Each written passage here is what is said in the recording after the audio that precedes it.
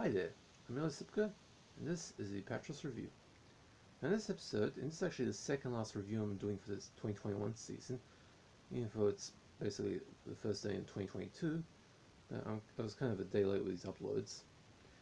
And in this episode we take a look at the Stepford Wives.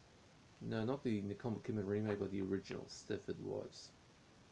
Now the DVD is from Paramount Pictures, and I've got quite a bit to say about this DVD presentation. It's not as good as it should be, but I'll talk about that later. Anyway, now the film was released in the US on the 12th of February 1975, but wasn't released in the UK until August 1978 for some reason. Now it was directed by Brian Forbes, written by William Goldman, based on an R11 novel, and produced by Edgar J. Sherrick.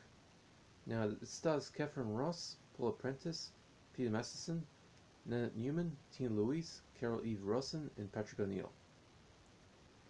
And yeah, the DVD actually has the DVD is 185 wide, English stereo, French stereo, 3 subtitles including English, and the only supplement is a retrospective and a trailer. Now let me ask you guys a question. If you had a chance to create a perfect facsimile of your partner, one that never questions your decisions, one that always says compliments regardless of how bad your day's been, one that loves your aging body without getting turned off yet never ages themselves, one that never gets tired of the bedroom action, you know what I mean, one that always does what you tell them to do, would you do it? Especially since making this facsimile involves killing the original. Not a very decent idea, I know, but in the early 1970s, R11 wrote a book which proved a bestseller, a satire about an admittedly ridiculous idea, but played with the perfect sense of deadpan so you'd go through the book never questioning the absurdity of the concept. Like some of his other books, this was turned into a movie, which caused a bit of a problem in the translation phase. Now, The Stepford Wives is essentially about a feminist photographer who moves with her lawyer husband and 2 kids and pet dog to Stepford, a quiet little town where all the women are champions in the field of domestic engineering. In other words, perfect housewives that look like they stepped out of a time warp from the 1950s. And their very happy husbands all join the Stepford Men's Association, which our protagonist's hubby soon joins. Why are they so happy, you ask? Well, they've created a process of manufacturing androids that look like their wives, programmed them with enough information to pass off as the human originals, and then when the time is right, kill the original and take their place. The wannabe feminist Shutterbug and her friends soon get earmarked by their respective husbands for eventual replacement. This is a film that is stuck with a very distasteful concept that can only feasibly work as dark comedy, and the book was basically satire. But director Brian Forbes and scribe William Goldman completely dropped the ball on this, although the movie isn't a total washout. The decision to play the story as a conventional conspiracy thriller with a sci-fi angle really destroys the original book's concept of using it as a satire, thus missing the book's point completely.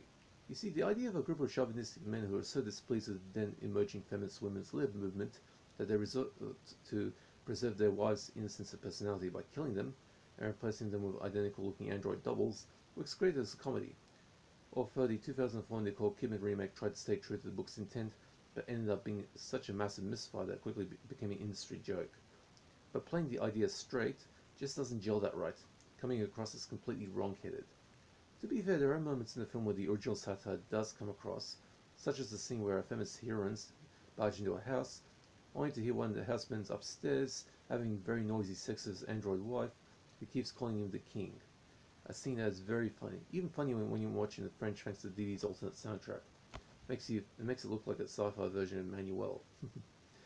But the idea falls flat once you begin to think of how the logistics of a town replacing the womenfolk with androids could possibly work. There's no way this dick-brained scheme would work without a husband going rogue or an android wife malfunctioning in public, as what happens on a couple of occasions in the film, or even the assumption that this advanced level of technology would be available in mid-1970s US technology. As a result, we have a ditzy film that makes the wrong move towards its goal, and while it's not a bad film per se, it is somewhat amusing to play a game where you try to guess the worst moment an android wife will malfunction, or give their side away, and the scene where Catherine Ross accidentally stabs Paula Prentice in the abdomen, revealing her to be an android, is very creepy. As is Ross's climactic replacement by an android version with bigger boobs than hers. So the Stepford Wives gets a C, 4 out of 10. A badly done film that nevertheless rises to the level of average thanks to those few pluses I mentioned a moment ago. Now, for gore nudity, there's no gore but two occasions to see fake flesh.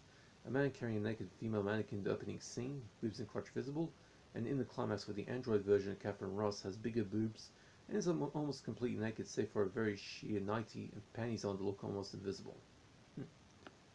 Now for the DVD. The Australian DVD comes from Paramount, which is somehow stuffed up their release here since the picture quality is surprisingly mediocre. I've seen films from much earlier than this film's original release. I'm talking about films I made as far back as the 50s that look better than this does. In fact, the previous film I reviewed, Miss Majestic, actually had a very decent picture. Actually, a very good picture. And it actually came around the same time as this film, actually before this film.